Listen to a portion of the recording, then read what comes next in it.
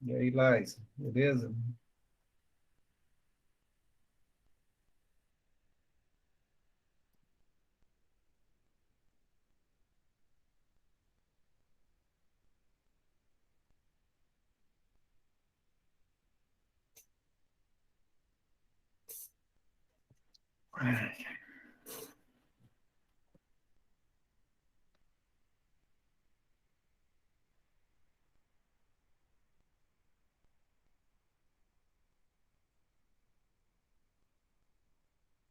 Geralmente vocês estão começando por volta de que horário?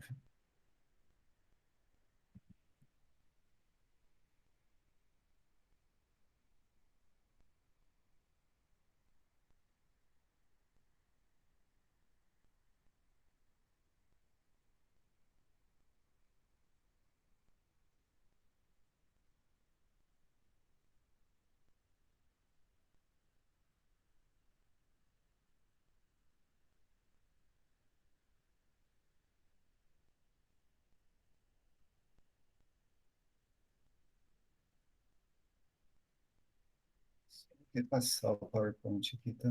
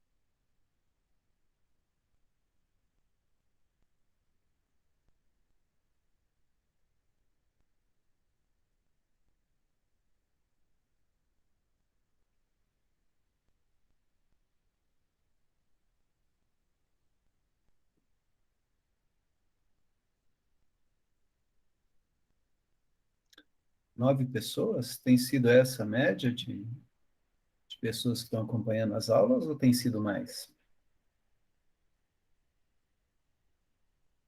Até semana passada era por volta de 20, 22, é isso?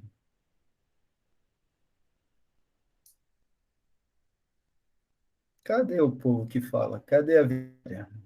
E aí, Vitória? Tem sido essa mesma quantidade de pessoas? Essa média? Isso. Ontem foi mais ou menos esse número mesmo. O pessoal já está em ritmo de férias.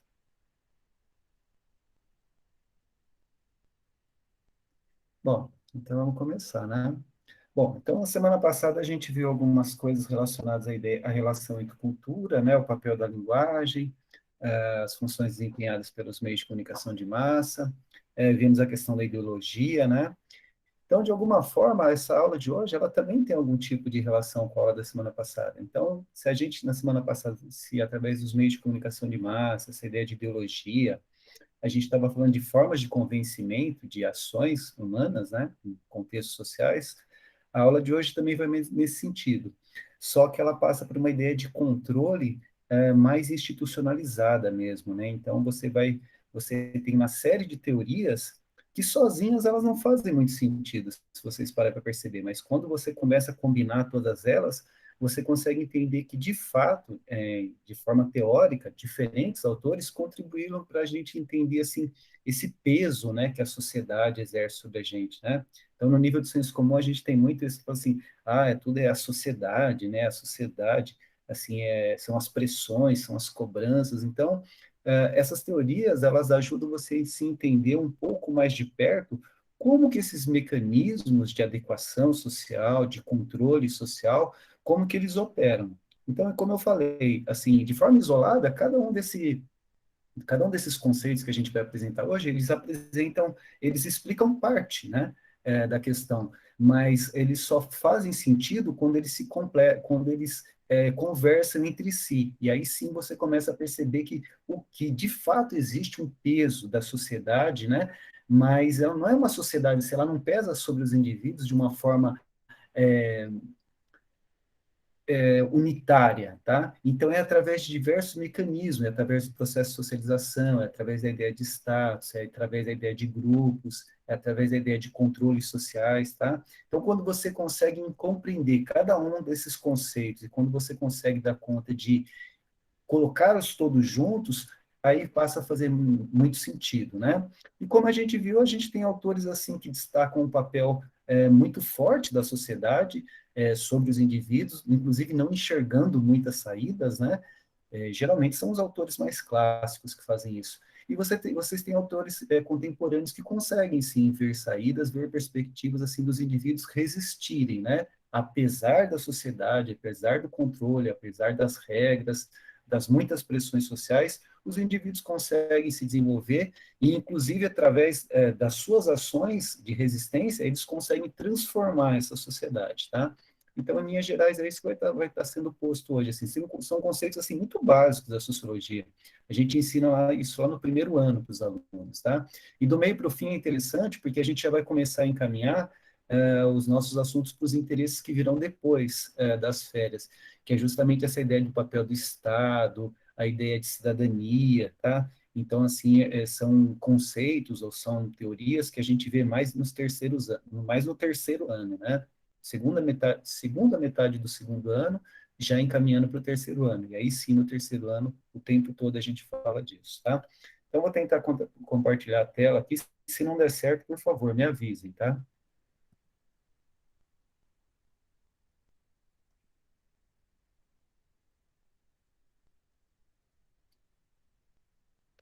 Vocês estão conseguindo visualizar? Porque na semana passada parece que alguns alunos não visualizavam, ficava congelado. Então, o nome da aula é esse, tá? Socialização e controle social. Vocês conseguem ver aí ou não? Sim?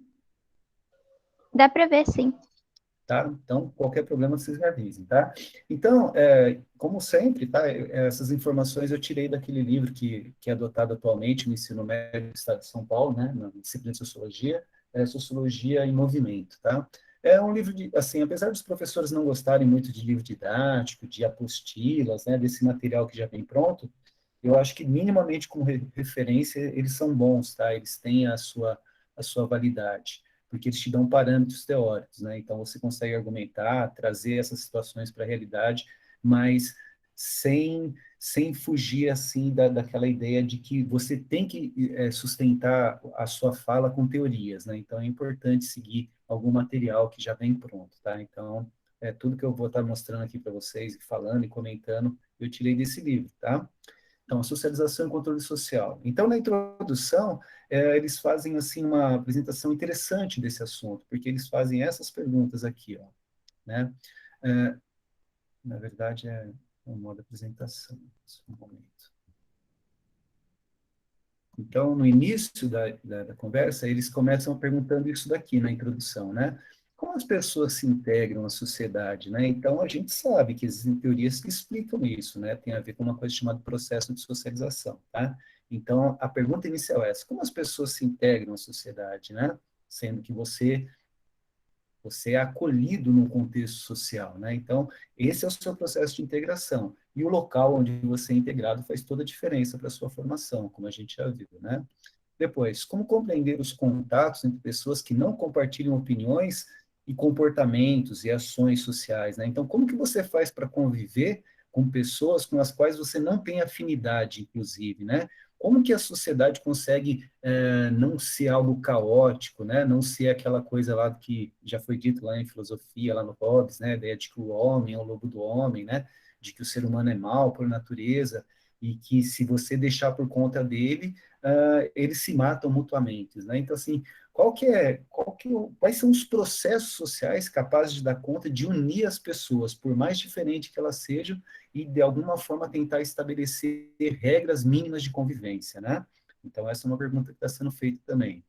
E depois, como que as instituições sociais atuam para garantir, ao mesmo tempo, a autonomia dos indivíduos, né? Ou seja, a liberdade dos indivíduos, o jeito próprio de cada um, ao mesmo tempo em que esse indivíduo tem que atuar de acordo com regras sociais, de forma ajustada aos parâmetros que são colocados, né? Então, a ideia de que o indivíduo também, de alguma forma, ele vai ser tolhido, né, na sua autonomia, porque ele vai ter que se enquadrar em parâmetros sociais, tá? Então, de acordo com o livro, e é verdade isso, a sociologia ela explica isso através do processo de socialização e através dos mecanismos de controle social. Tá? Então, a partir de agora, a gente vai começar a falar de alguns teóricos e de algumas teorias que tentam dar conta disso. Tá? Deixa eu só ver se está chegando mais alguém. Depois a gente volta. Sara, mais alguém? Não, né? Então, voltando lá na introdução, tá? Então, é isso que a gente está tentando pensar. Como que você consegue viver em sociedade, sendo um indivíduo autônomo, né, dando vazão ao seu jeito de ser, à sua identidade, aos seus desejos, às suas inclinações, às suas potencialidades, e ao mesmo tempo você vive com pessoas que você conhece, como seus familiares, seus amigos, mas você também é obrigado a viver com pessoas com as quais você não tem afinidade, você não conhece, você não compartilha visões ou comportamentos, tá? Então a sociedade ela consegue, né? As sociedades, as diferentes sociedades, elas conseguem menor, né, em melhor grau ou pior grau, dar conta disso, né? Então, por exemplo, quando você assiste atualmente, né, o noticiário, você vê que você tem países, por exemplo, o Haiti, né? Essa semana foi assassinado o presidente do Haiti, né? Além de ser o país mais pobre da América, é um país que vive em conflagração política, né? Aqueles grupos étnicos, um país que, do ponto de vista do Estado, tem um Estado muito fraco, né? Então, assim, é um país que dá para imaginar que deve ser terrível essa existência em sociedade, essa tentativa de manter a autonomia dos indivíduos, né? Dá para imaginar isso. Tá? A mesma coisa está acontecendo protestos em Cuba atualmente, não sei se vocês estão acompanhando, né? A população reclamando da falta de comida, falta de vacinas, né? E esse é um fenômeno recente lá, e tem a ver com as redes sociais, né? Tanto é assim que o governo cubano, uma das primeiras providências foi derrubar a internet lá no país, né? Para as pessoas não difundirem, né, as suas insatisfações, etc. Então, a gente sabe que é um regime ditatorial, e a ditadura de esquerda, mas é uma ditadura, né? A gente sabe disso. Então, em diferentes sociedades, você tem diferentes arranjos, né? Conforme o momento histórico, conforme as características daquelas sociedades, tá? Então, a sociologia ela tenta explicar isso através de processo de socialização e processo de controle social, tá? Então, a primeira coisa, processo de socialização é um dos primeiros conceitos que a gente aprende em sociologia, tá? Então, nada mais é do que o modo pelo qual o indivíduo é admitido numa sociedade, né? Como a gente falou para vocês, quando a gente viu cultura, e ele passa a ser influenciado por esse meio social onde ele foi admitido, tá? Então, é o ponto zero da discussão aí do processo de socialização, do processo de integração à sociedade, tá? Deixa eu ver se está aparecendo mais alguém.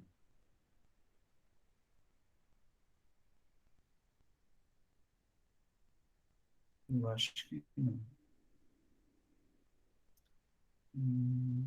Mudei a forma de fazer aqui, agora me perdi. Vou voltar, tá? Então, processo de socialização. Só que para falar de processo de socialização, a gente tem que ter em mente isso, tá? E isso daí é um princípio básico da sociologia também. E das ciências humanas em geral, né? As sociedades são construções humanas, né? Não é algo natural, é uma criação humana, e seus integrantes não conseguem viver isolados. Então, essa discussão tem algum tipo de comunicação lá com aquelas ideias lá do Aristóteles, lá em filosofia, lá no começo do Ocidente, né? A gente sabe disso, a ideia de que o ser humano é um zoom, né? Um animal político, tá? Então passa para essa ideia. As sociedades humanas são construções humanas, sociedades são construções humanas, seus integrantes não conseguem viver isolados, sem interferência de outros grupos. Sobre isso, eu não sei se vocês já viram, existem uns documentários bacanas que meio que provam essa tese da sociologia, né? A ideia de que você não nasce ser humano, e isso choca muitas pessoas, você só se torna ser humano na medida em que você vive em sociedade, né? Então, se você pegar aqueles documentários assim, tipo Crianças Criadas por Animais, que é uma coisa assim até meio sensacionalista, né? Na verdade, não é que elas foram criadas por animais, elas foram admitidas entre certos grupos de animais, né? E por conta disso, elas adquiriram as características daqueles animais. Então, existem dois casos que são muito famosos, né? Um menino lá em Uganda, que durante um certo tempo, na primeira infância, viveu entre os macacos e depois ele foi reencontrado e ele tinha características animalescas, né? Ele emitia sons de macaco, ele andava igual macaco, e ele teve que se fazer todo um processo para e justamente esse processo de socialização, que geralmente é na infância que começa, né? Ele não passou por isso e teve que passar por isso na adolescência. E uma menina da Ucrânia também, não sei se vocês já viram, que foi criada, não é que ela foi criada por cachorros, mas ela tinha uma família de alcoólatras e ela vivia muito no quintal, com muitos cachorros, né? Então ela meio que incorporou comportamentos caninos, né?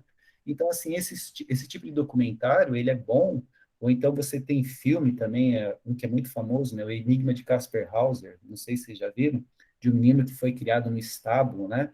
No meio de cavalos e tal, portanto, e ele fica, o tempo todo ele só falava a palavra horse, né?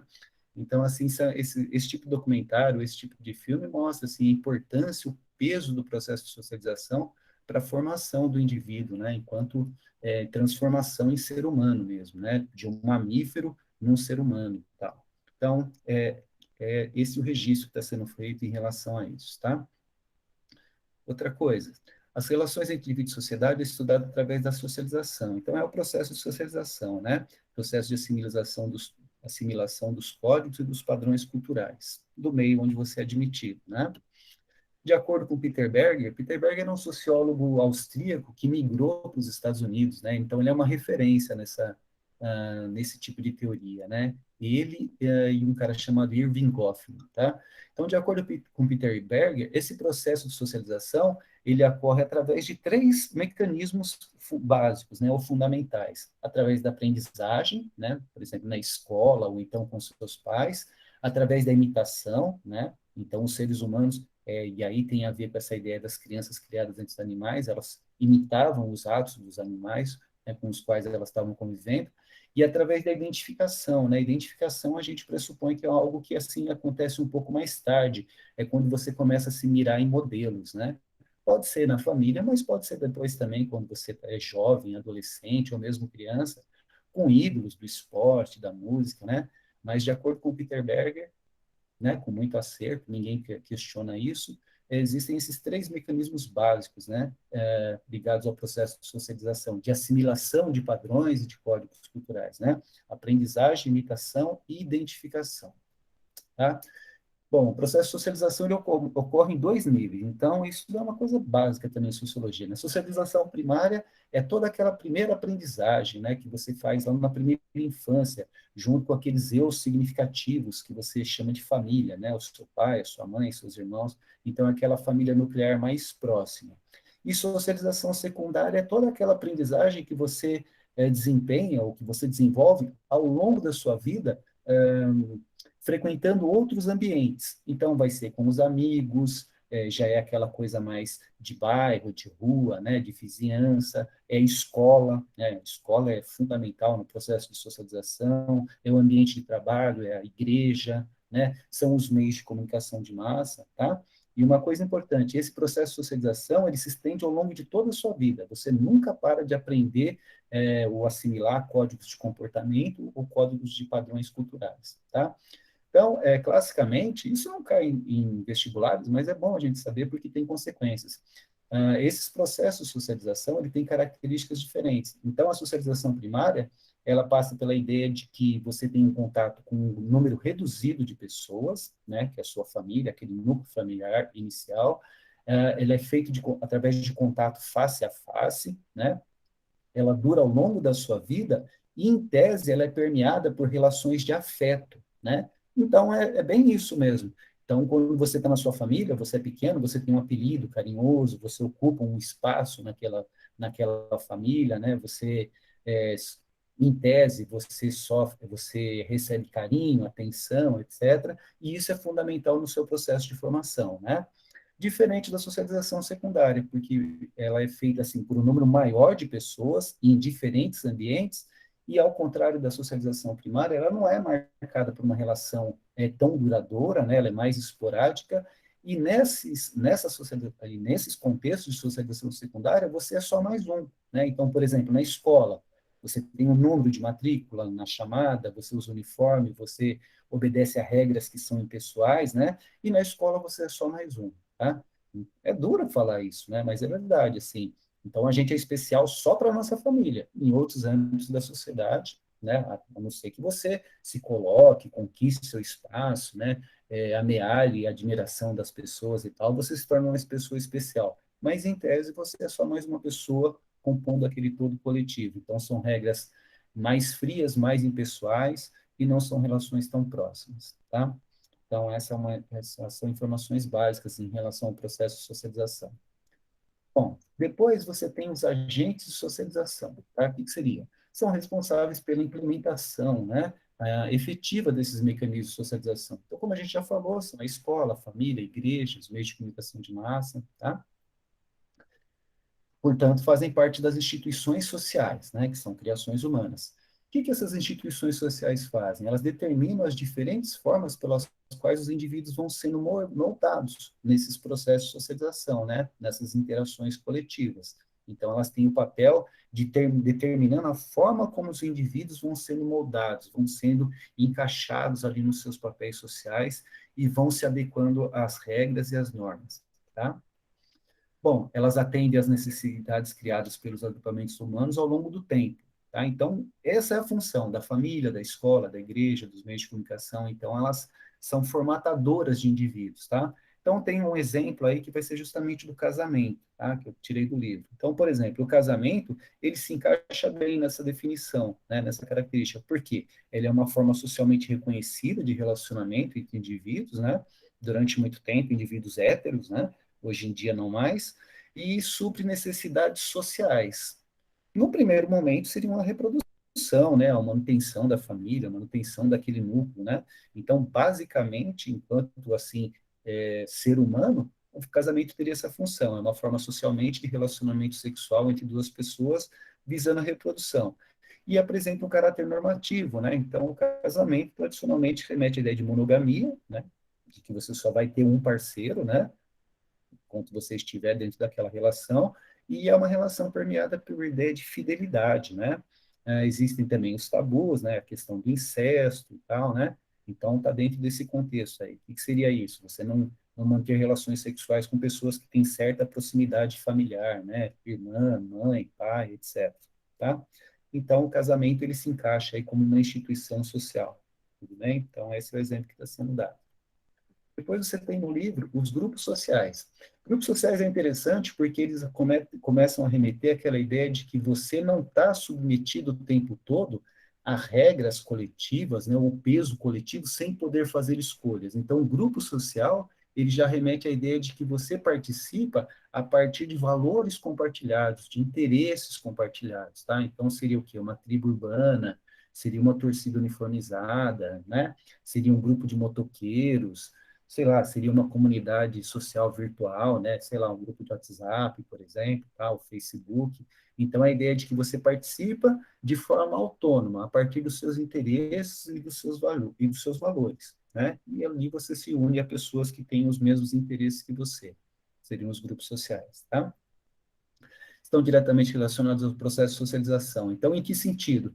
Certos grupos sociais são marcados pela ideia de proximidade, afetividade, e certos grupos sociais você tem uma relação mais impessoal, e ele é mais marcado por regras. Tá? Então, assim, seriam grupos que você participa, mas não tem muita afinidade, você não é uma coisa mais institucional, vamos dizer assim, sei lá, a escola, por exemplo, tá? Você participa daquilo, outras pessoas o fazem da mesma forma, com os mesmos interesses, mas você não tem uma relação tão próxima de afetividade com aquilo, né? Então, é uma coisa mais impessoal, mais marcada pelas regras.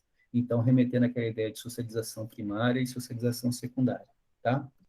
Bom, e existe também, de acordo com o livro, grupos intermediários. Então, tem a ver com espaços que você compartilha de forma rotineira, tá? E você oscila em termos de proximidade, ou então impessoalidade, regras ou afetividade, tá? Aí vai depender muito, assim, dos seus traços, das suas características e das pessoas com as quais você convive nesses grupos intermediários, tá?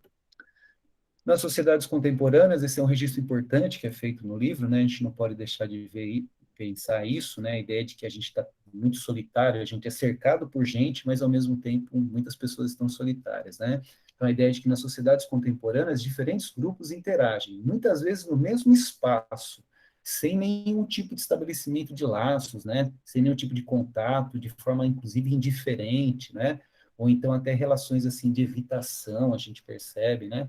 Então, por exemplo, é o que está no livro, consumidores num shopping center, né? Então, as pessoas estão ali participando de um grupo de consumidores, mas sem nenhum tipo de relação, né? Nenhum tipo de proximidade. A proximidade só é física, mas ela não estabelece laços sociais, relações de compartilhamento, tá? Então, essa é a ideia. Bom, interação social, o modo pelo qual cada sujeito estabelece relações com os outros indivíduos e grupos. Então, assim como a ideia de grupos sociais, interações sociais, elas marcam a ideia de que uma certa individualidade, um certo controle do indivíduo em relação à participação naquilo, tá? Ou um nível de envolvimento com aquelas interações. Então, é o modo pelo qual cada sujeito estabelece relações com os outros indivíduos e grupos. Tem um sociólogo importante no alemão, né, no começo do século XX, o George Simmel, ele fala que as interações sociais elas acontecem de três formas básicas, né? Através da cooperação, da competição ou do conflito, né? Parece ser interessante. É lógico que existem várias outras, mas essas três, assim, são bem marcadas. A gente percebe no nosso dia a dia que, de fato, nossas interações podem vir a ser marcadas por esses três aspectos, né? Cooperação, competição e conflito, né? Dependendo do lugar onde você vive, das suas relações sociais, é mais de cooperação, é mais de competição ou é mais conflituosa, tá? Essa é a ideia. Bom, Irving Goffman, como eu falei para vocês, assim como Peter Berger, ele é uma referência, assim, nesses conceitos básicos de sociologia, tá? Então, o que ele fala? Ele fala que a interação social é realizada segundo as posições e os papéis executados durante as chamadas situações sociais, em ambientes históricos e socialmente definidos. O Irving Goffman ele é marcado em sociologia pela ideia de interacionismo simbólico.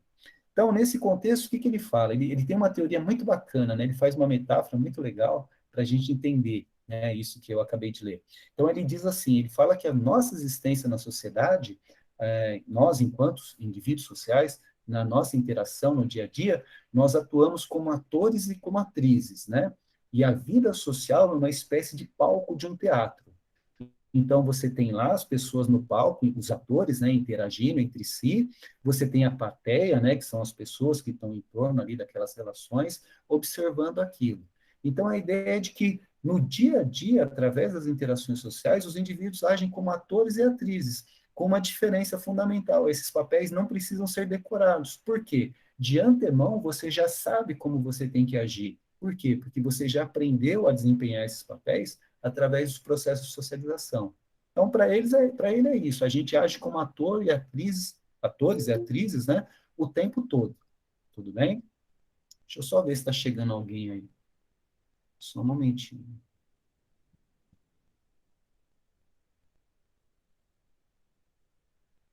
Milene.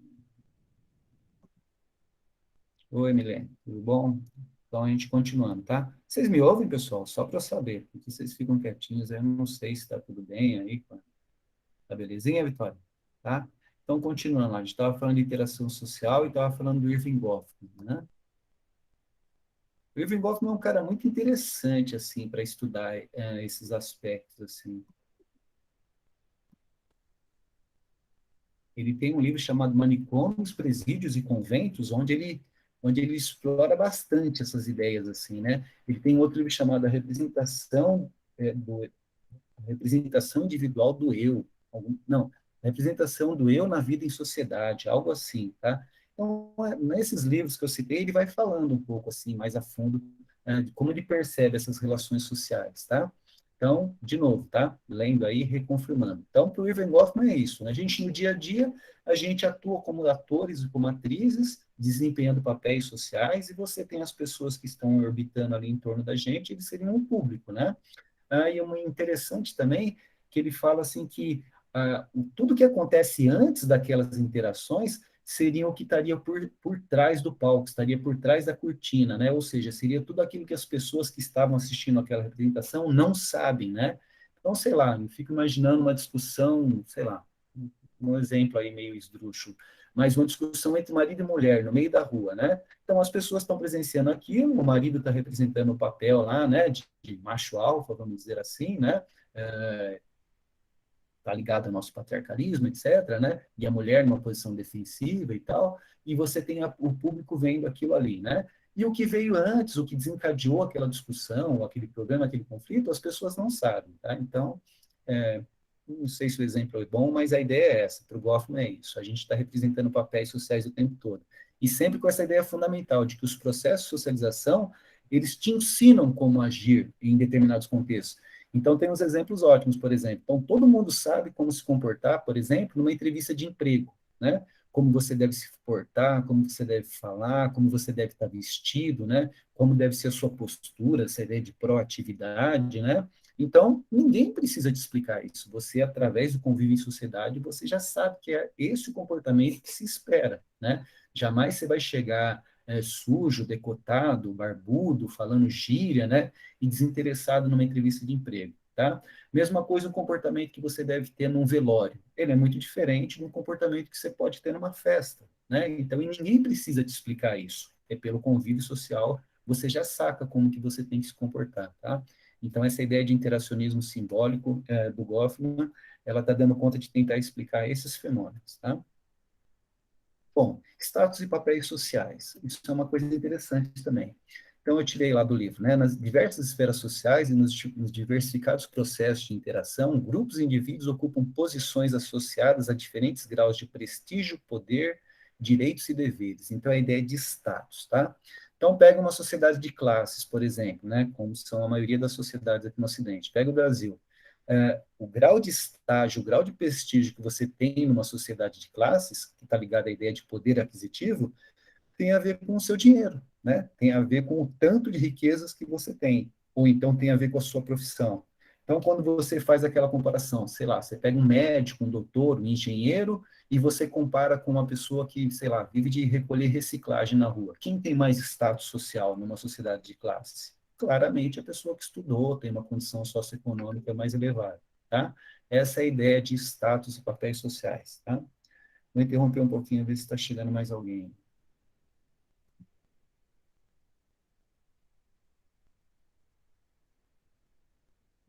Pior que não. Só fez um barulhinho, mas. Bom, voltando lá, tá? Por status.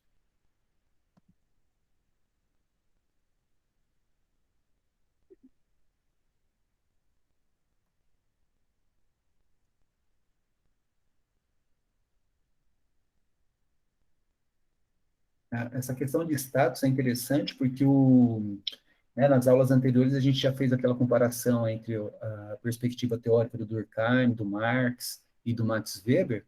Max Weber é um autor que ele se apegava muito a essa ideia de status, ele explorou isso muito teoricamente, né, porque ele percebia justamente isso, se contrapondo à ideia do Marx, que definia as classes a partir da posição ocupada em relação aos meios de produção, e só, né, para o Marx era o que diferenciava as pessoas.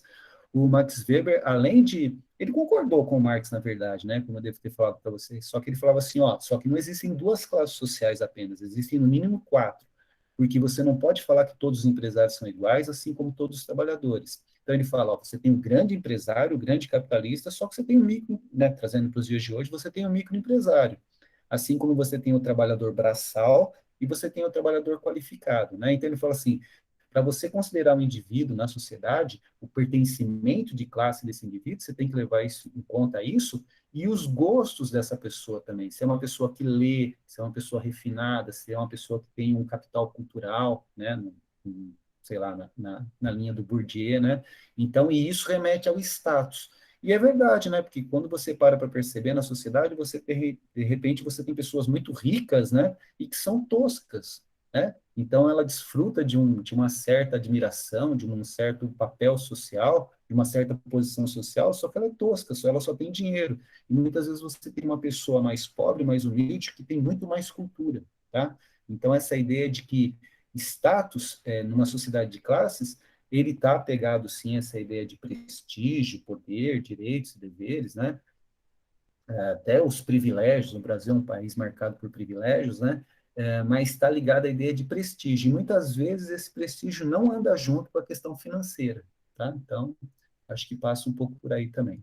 Bom, a cada posição de Estado se é atribuída uma maneira específica de agir e se relacionar, remetendo à noção de papéis sociais. Então, de novo, numa sociedade de classes, um cara que é doutor, engenheiro, médico, etc., ele tem uma representatividade social, uma importância social que é dada para ele, muito maior do que uma pessoa que ganha menos e tem um grau menos elevado de estudos, tá? A gente pode dizer assim.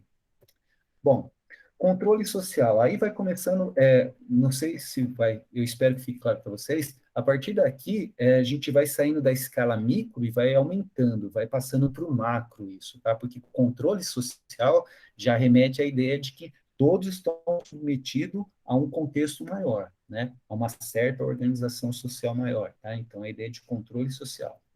Bom, nas relações sociais, um dos aspectos importantes é a possibilidade de prever as ações do indivíduo. Então, o controle social tem tudo a ver com previsibilidade, tá? E nas sociedades modernas, quem prevê os comportamentos, a gente sabe que é o Estado, né? E aí a gente já vai meio que remeter para a ciência política, que é algo que a gente vai ver depois das férias, tá? Então, o controle social está intimamente ligado à ideia de necessidade de controlar comportamentos, tornar os comportamentos dos indivíduos ou dos sujeitos previsível, tá? Isso depende do conjunto de normas e da adesão dos indivíduos, visando essa coesão social, né? Então, as normas, elas podem ser escritas, como as leis, por exemplo, ou então elas podem ser não escritas, elas podem ser informais, né? Como os costumes, tá? Então vai depender muito da adesão dos indivíduos. Então, numa sociedade conflagrada, como, por exemplo, o Haiti atualmente, o controle social ali é caótico, porque os indivíduos não estão aderindo, né?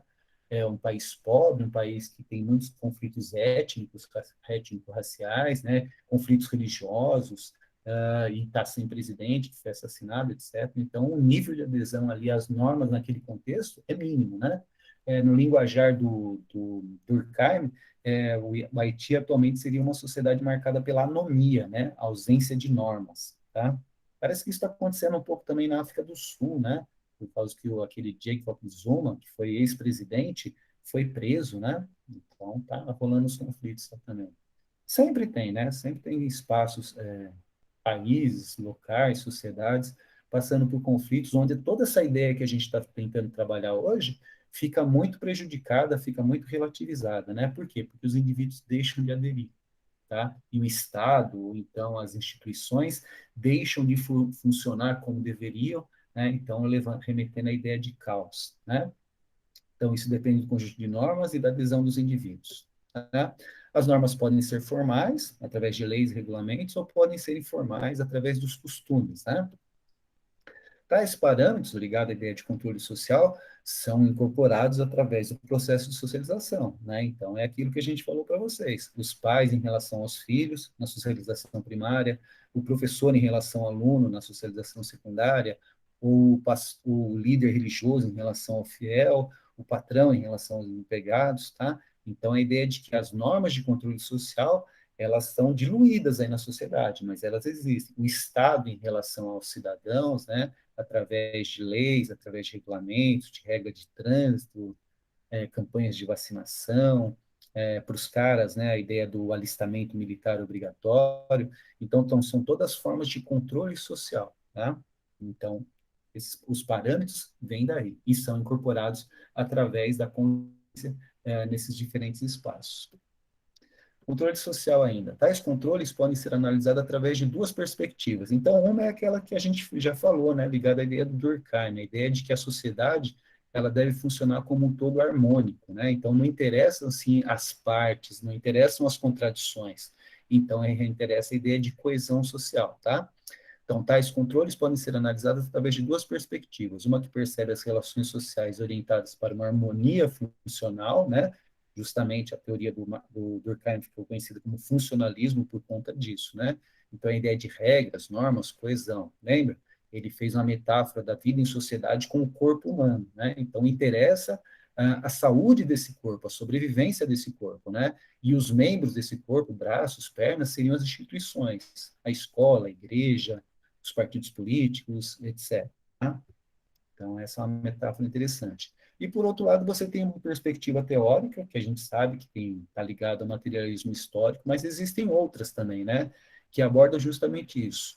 Outra entende essas relações como marcadas por contradições, responsáveis pelos conflitos sociais, econômicos e políticos, que movimentam as sociedades ao longo da história, tá? Então, por exemplo, quando a gente estudou a ideia de ideologia, a gente falou um pouco disso, né? Ou então através da ideia da repressão, a repressão estatal mesmo, né? Através da polícia, do aparato estatal, né? A gente vai ver um autor especificamente que fala sobre isso, né? Um cara chamado Althusser, tá?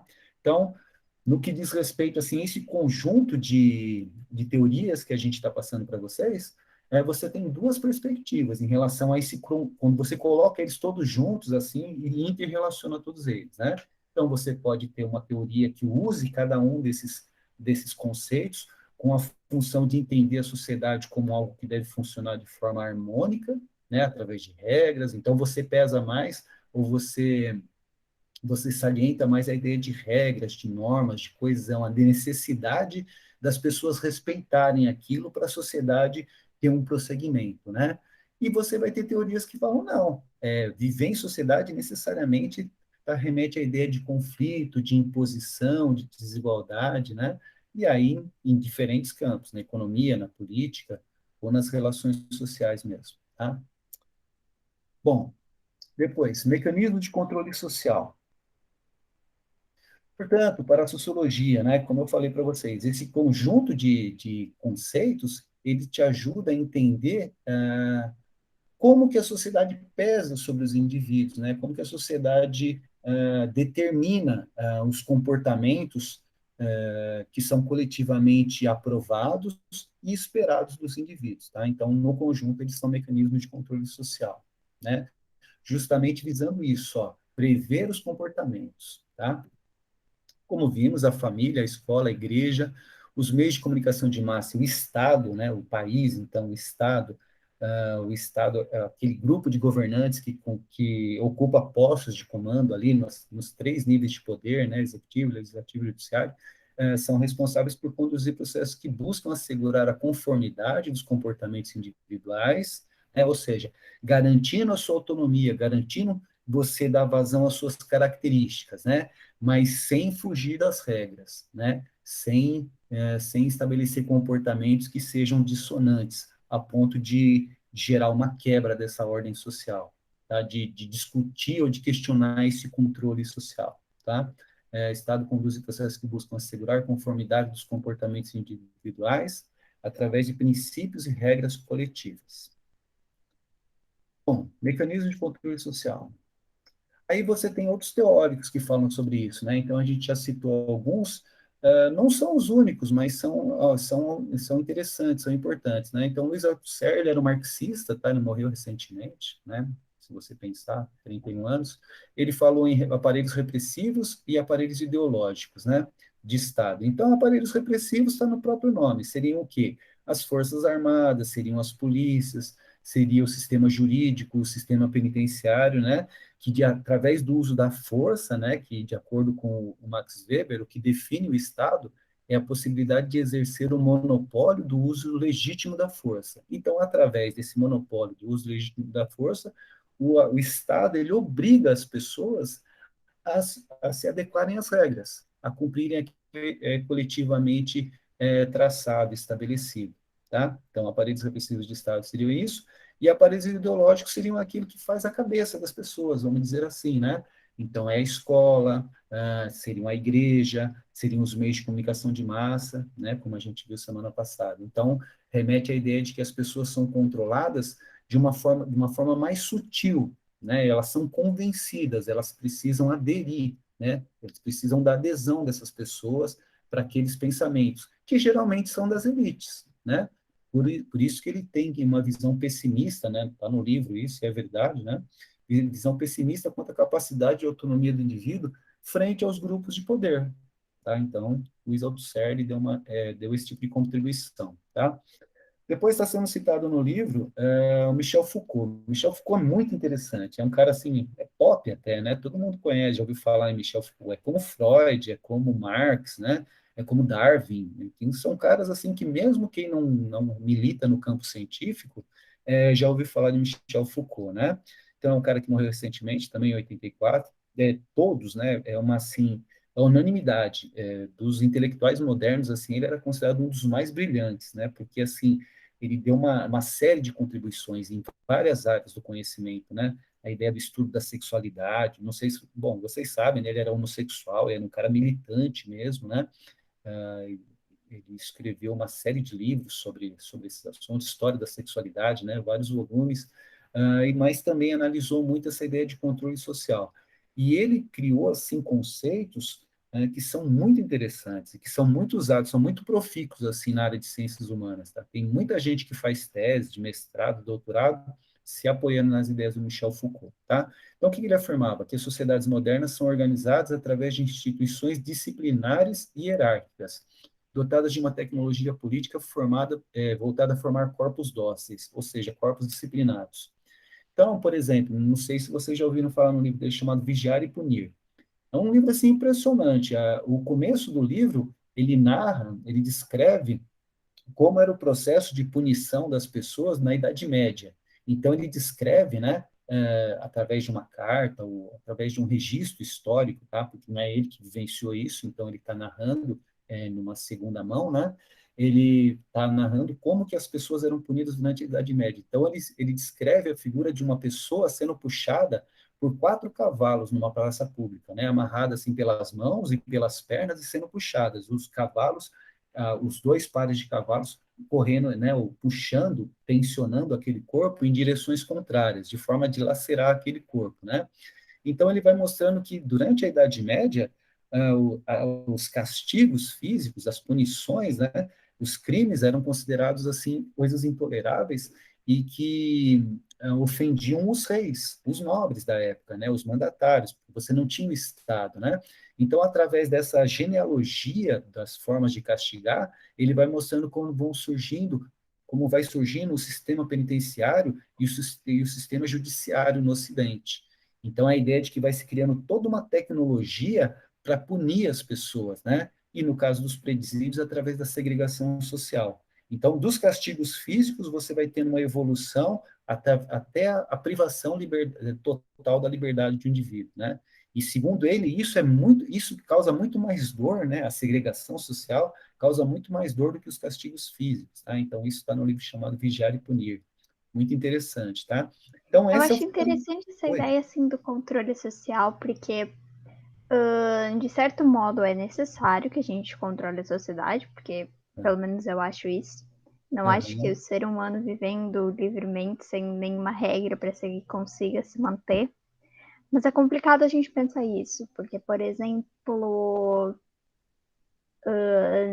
se eu sou uma estudante, mas eu sou mais ativa na parte da noite que na parte da manhã, e eu tenho que acordar todos os dias às 6 da manhã para ir para a escola, eu não consigo render naquele dia. Mas a Uhum. sociedade está me impondo que amanhã é a parte que eu deveria estar acordada para fazer essas coisas. Se eu não fizer, é porque eu sou um vagabundo, um fracassado. Sim, sim. Vitória, é verdade, Vitória. Inclusive, foi bem a calhar esse exemplo, porque sempre no começo de ano, né, naquela coisa dos contratos pedagógicos lá, né, aqueles acordozinhos que você faz com as turmas, né, eu sempre falo isso, eu sempre ressalto isso, assim, de forma, assim, a mostrar para a turma que eu não estou só do lado da escola, da instituição, né? A gente entende a escola como uma prisão, muitas vezes, né? E aí, muitas vezes, eu falo do Foucault, né, em relação a isso, assim. Existe uma palestra muito legal daquela filósofa Viviane Mosé, não sei se vocês já ouviram falar, naquele da CPFL lá, passava na Cultura, 10 da noite de domingo, Café Filosófico, onde ela usa Foucault o tempo todo para falar da escola, né, da organização escolar, né, da ideia da escola ser um espaço fechado. Aí ela lembra até dos termos grade curricular, né, a ideia dos castigos, a ideia das notas baixas, das punições, das relações muito hierarquizadas que existem na escola, né, da ideia do controle, né? Então, assim, nesse sentido de que a sociedade moderna ela é uma sociedade altamente disciplinarizada, né? Através do uso das tecnologias, quem fala isso está bebendo em Foucault, tranquilamente, né? Então, inclusive, ele usa muito assim as ideias daquele filósofo Jeremy Bentham para falar do panóptico, né? Não sei se vocês já ouviram falar. Panóptico é aquela coisa, aquelas torres que tem nos presídios, de onde o guarda ali do presídio, ele conseguia ficar vigiando todos os presos. E os presídios na Europa, no século XVIII, XIX, e o Foucault vai mostrando isso, eles eram construídos de um jeito que o guarda que ficava no panóptico, ele conseguia ver todas as celas, né? De forma que mesmo quando ele não estivesse vendo, o preso já se sentia vigiado, né? Ou seja, o preso ele internalizava aquela ideia de que ele estava sendo monitorado. Então, Jeremy Bentham, tá?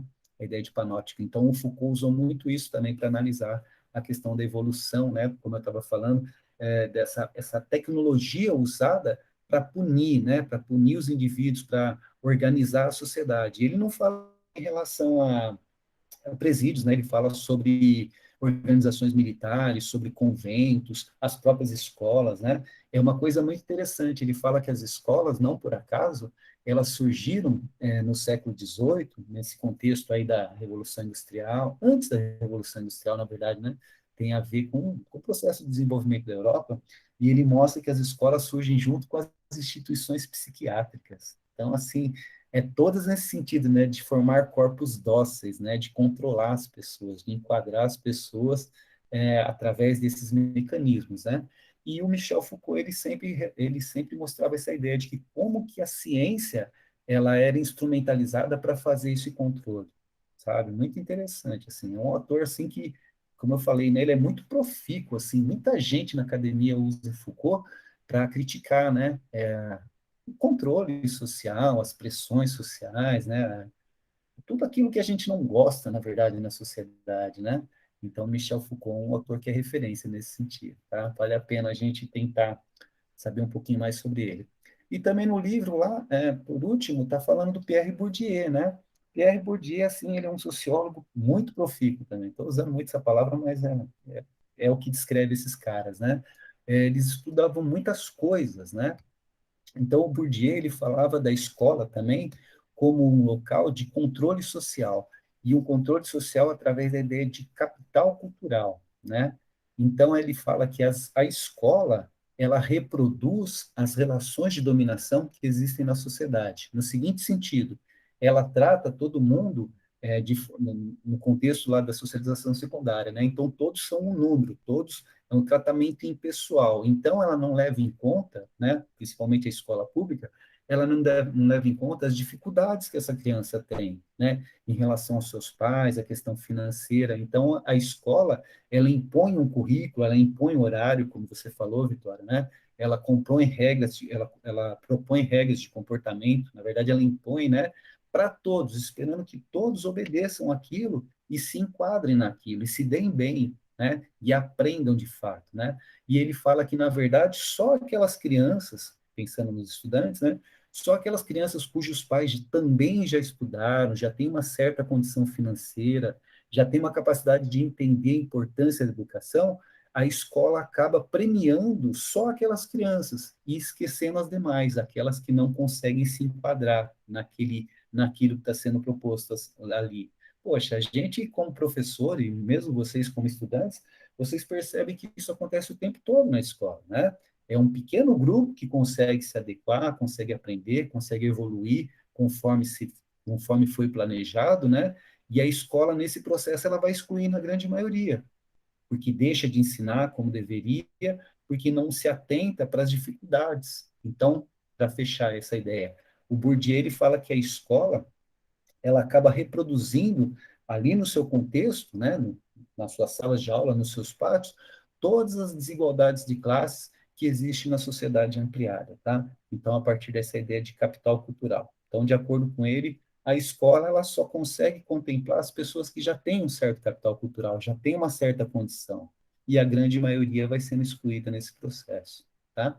Então, como eu falei, assim, são autores que não apresentam muitas saídas, né? Tanto o Althusser como o Foucault, o Bourdieu, eles fazem aquilo que não apontam saídas, né? E você tem autores contemporâneos, como a gente já viu, que percebem saídas, né? Justamente a partir dessa ideia de sociedade do conhecimento, essa ideia de tecnologia, né? E que, de acordo com esses autores, necessariamente essas novas tecnologias elas não representam aquilo que representavam para os autores lá das escolas lá ligada à escola de Frankfurt, né, a teoria crítica, aquelas pessoas, aqueles teóricos que falavam que os meios de comunicação de massa tinham uma função só de alienar, né, de tornar as pessoas passivas. Muitos autores contemporâneos falam que não, eles falam que se a gente vive na sociedade do conhecimento, e se o indivíduo souber fazer um bom uso dessas novas tecnologias, ele pode, de alguma forma, driblar esses mecanismos de controle social e consegue ascender socialmente, né, consegue aprender, etc. Tá? Então, são várias teorias possíveis. Tudo bem em relação a isso? Tá, então, no E eu livro... acho legal pensar nos, nas mídias sociais, porque recentemente saiu uma notícia falando que as Angels da Victoria's Secret não iam existir mais. Aham, E para quem cresceu ali nos anos 2000, mais ou menos, talvez mais nos anos 90, tenha visto ali as modelos da Victoria's Secret como um padrão de beleza a ser seguido. E aham, essa mudança nas modelos delas não existirem mais, eu acho que repercutiu bastante nas mídias sociais, e representa uma mudança mesmo na forma de utilização das mídias, como o professor estava falando. sim. Então, mostrar pessoas reais em corpos reais, eu acho que isso é super válido. Então, e é um dos aspectos da revolução, né? Está acontecendo uma revolução aí que as pessoas, muita gente já se deu conta, e está ligado às periferias, né? Está ligado aos movimentos identitários. É esse o pessoal que tá subvertendo o sistema, está fugindo aos padrões, fugindo aos controles, né? E eles necessariamente não estão fazendo o mesmo barulho que se fazia, sei lá, que o movimento operário fazia no século XIX, né? São demandas mais localizadas, mais específicas, né? Fazendo uso dessas novas tecnologias, e essas pessoas estão crescendo na sociedade, estão ocupando espaços, né? E estão questionando aí os postos de poder, né? Então, como você falou, essa coisa da Victoria's Secret, na verdade, é uma contestação ao padrão de beleza, né? Do Ocidente. E muitas empresas, isso que eu acho interessante, o capitalismo ele tem essa característica, né? As próprias empresas, muito rapidamente, elas percebem essas tendências e começam a mudar suas estratégias de marketing, né? Então, você vê comerciais de produtos de beleza hoje mostrando pessoas que são pessoas reais, né? Que não são necessariamente magras, não são brancas, não têm cabelo liso, do ponto de vista da orientação sexual, não são necessariamente heterossexuais, né? Eu estava falando para minha esposa, final de semana eu vi uma coisa assim na TV que eu pensava que há tempos atrás era impensável. Eu vi 4 pessoas homossexuais no palco da Rede Globo, no domingo à tarde, né, que na tal da Dança dos Famosos lá. Então tinha o professor que era homossexual, uma artista lá que estava dançando era homossexual também. Tinha 2 pessoas lá julgando lá também eram homossexuais. Então assim, esse final de semana aquele ator lá, o Carmo Della Vecchia, não sei se vocês viram, né? Falou lá da orientação sexual dele e tal. Então, assim, os caras estão se empoderando, né? Eu não sei se vocês viram, pô, notícia agora à tarde, aquela série, não sei se eu comentei com vocês, tem uma série da Netflix chamada Pose, né? Que analisa o mundo aí não sei se a palavra é travestiza, é o pessoal que é transgênero, mas é que eles são homossexuais, eles se vestem, né? se montam todo e fazem aqueles concursos de beleza e de dança entre eles. E tem uma das atrizes lá, ela é de origem latina, ela foi indicada vai concorrer ao Oscar de melhor atriz, e é a primeira atriz transexual que se tem notícia que concorre a um prêmio desse porte. Quer dizer, em todos os lugares do mundo, pelo menos no Ocidente, né, ou nas sociedades livres, ou que têm certa liberdade, esses grupos estão crescendo. Então, são as periferias, são esses grupos minoritários, né, esses grupos identitários, tá? Não que o movimento sindical, o movimento operário tenha deixado de existir, mas não tem mais o protagonismo que tinha antes, né? E o, Falando nisso, acho que em 2025 o é, Oscar vai ter uma categoria é, específica para filmes LGBT. olha que Então, legal. nessa categoria, filmes especialmente feitos para esse público deverão ser Aham. premiados. Que bom, que ótimo, né? Assim, quanto mais diversidade você tiver, né, melhor, né, em relação às etnias, em relação às religiões, às orientações sexuais, né, a questão da cultura, né, a cultura popular, a cultura de periferia. Você vê na mídia o que essas ONGs, né, o que esse terceiro setor consegue promover de mudança na sociedade, de mobilização social, é impressionante, né? Você tem a CUFA, você tem aquela Gerando Falcões, são exemplos que estão na mídia. Existem outros, vários aí, que são anônimos, né?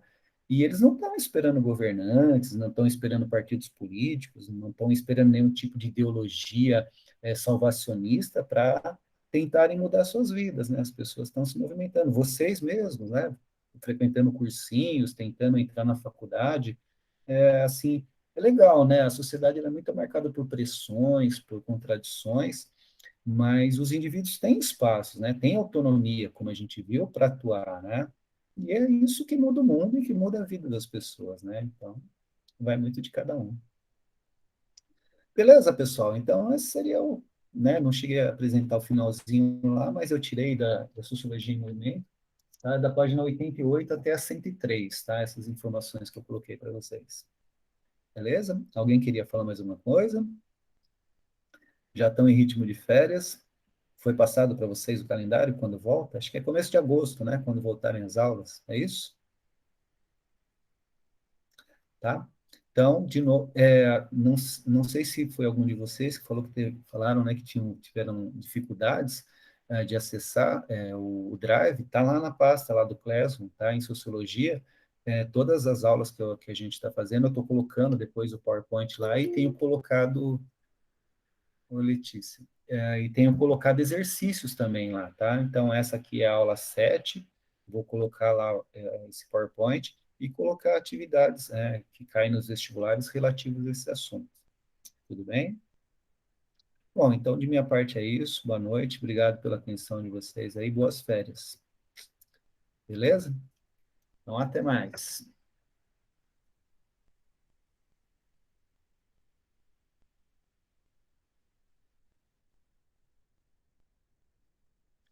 Vou desligar a gravação aqui, tá?